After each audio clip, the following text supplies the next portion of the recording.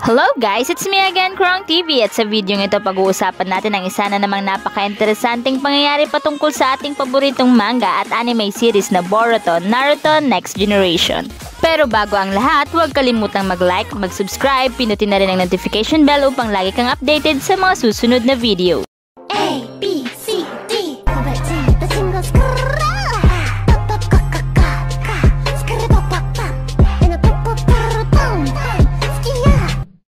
Sa video ito pag-uusapan natin kung bakit nga ba walang forehead protector itong si Tsunade or kung bakit hindi niya ito sinusot samantalang siya ay ang ikalimang Hokage ng Konoha matapos kang mawala ni Hiruzen Sarutobi.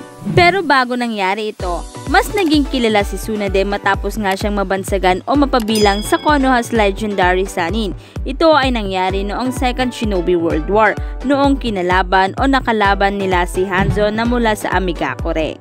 Dahil sa pag-atake ni Hanzo, sila lang nila Orochimaru at Jiraiya ang nakaligtas dito.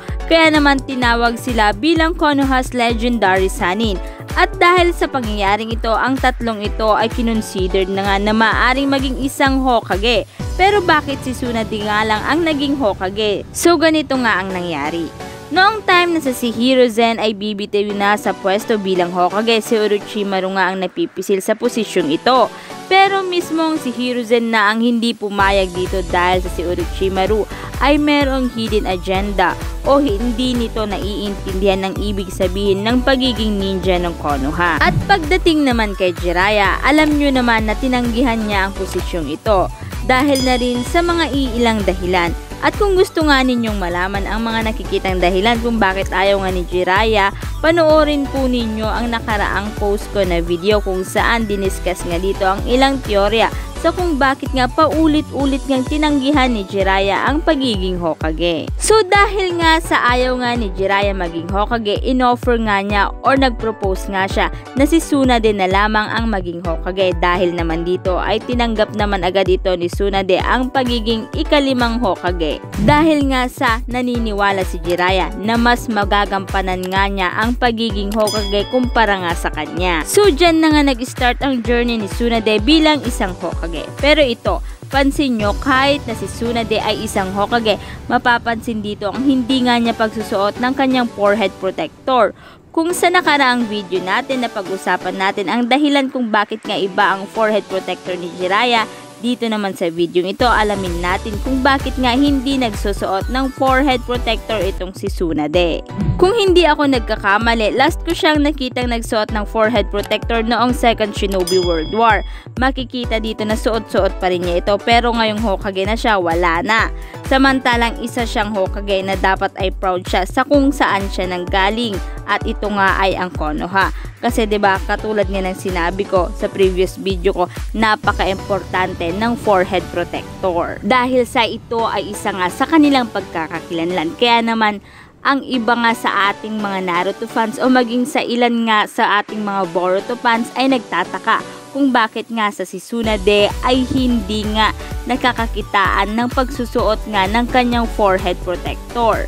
May mga ilan ngang nagsasabi na hindi na nga daw ito kailangan ni Tsunade dahil sa siya ay kabilang sa Legendary Sannin, meaning alam na ng lahat na siya ay galing sa Konoha. Kaya naman no need to wear head protector. Since ito naman ay isa lang naman sa pagkakakilanlan sa kung saan nanggaling ang isang ninja. Pwede naman yung sagot na yan. Pero let us discuss more about that. Yung maaaring ang mas malapit na dahilan.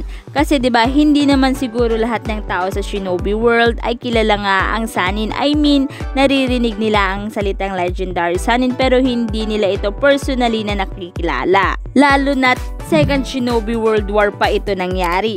Paano yung mga bagong ninja o yung mga new generation ninja, alam kaya nila ito o kilala kaya nila ito personally? So ito nga, hindi nga lang sa pagiging Sannin ni Tsunade ang dahilan, kundi ang dahilan dito ay ang kanyang pagiging Hokage. O baka naman sabihin nyo na bakit ganon Hokage pa naman siyang naturingan tapos hindi pa siya nagsusuot ng forehead protector samantalang yung ibang Hokage nagsusuot naman sila ng forehead protector tapos siya hindi. So ganito nga kasi yan, sa pagkakaalam ko kasi may choice sila o maaari nilang hindi isuot ang kanilang forehead protector. So, papaano naman sila makikilala kung hindi nila isusuot ang kanilang forehead protector? Makikilala nga sila sa pamamagitan ng tinatawag nga na Hokage robe. Opo, mayroon silang tinatawag na Hokage robe. Hindi na nila kailangan ang magsuot ng forehead protector dahil mayroon na nga silang Hokage robe. Dahil sa mismong Hokage robe na ito ay nakasulat ang salitang Hokage o yung pangilan siyang Hokage. Katulad na lamang ng Hokage robe ni Naruto. Nakasulat dito sa mismong likod nito ang salitang 7th Hokage. Kahit hindi isuot ang kanilang forehead protector, makikilala pa rin sila kasi 'di ba, ang tawag sa namumuno sa Konoha o yung Kage ng Konoha ay Hokage. Bawat nayon ay may kanya-kanya silang tawag sa kanilang mga Kage katulad na lamang ng Mizukage. Pag nakita o narinig yung Mizukage, alam na nila na ito ay galing sa Kirigakure. Ganon din ang Hokage. Pag narinig o nakita ang Hokage, alam na ito ay galing sa Konoha. Kaya naman dahil dito, maaari nilang hindi isuot ang kanilang forehead protector.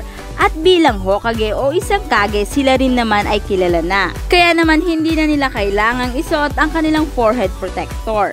So kaya naman kahit di makita ang symbol ng Konoha, dahil sa Hokage robe makikilala sila. So kanina pa nga ako Hokage robe ng Hokage robe. Ano nga ba ito?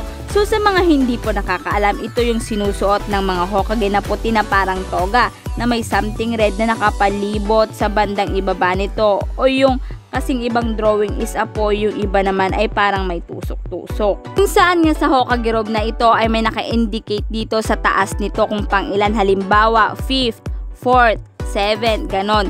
Tas sa bandang ibaba nito ay may nakasulat nga na kanji na fire shadow na ang ibig sabihin ay Hokage.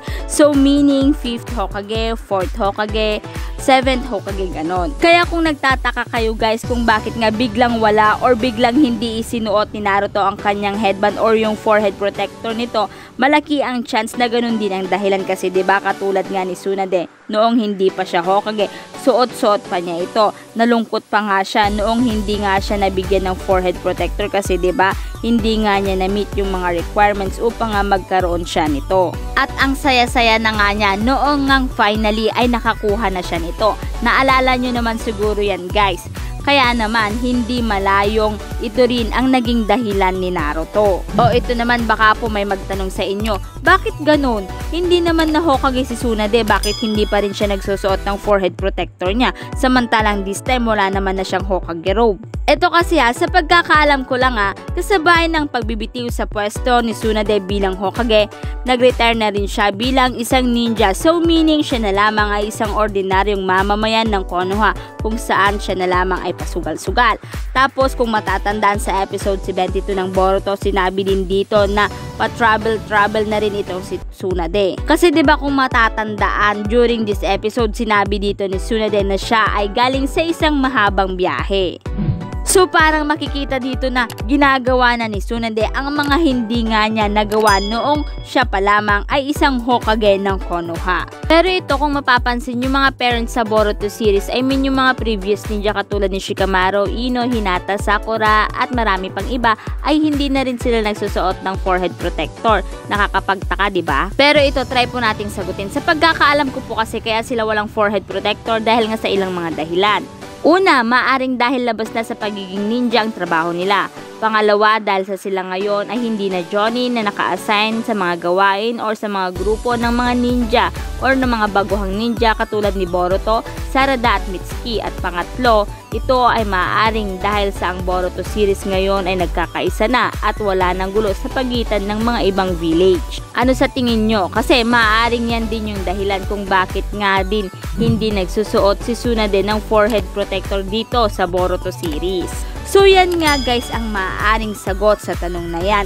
So kung kayo naman ang tatanungin, ano sa tingin nyo? Ano kaya ang dahilan kung bakit nga hindi nagsusuot ng forehead protector itong si Tsunade o maski itong si Naruto ngayong Hokage na siya? I-comment nyo lang guys ang inyong kasagutan sa ating comment box. At dito na nga nagtatapos ang video ito. Any comment and suggestion, just comment down below. Thank you!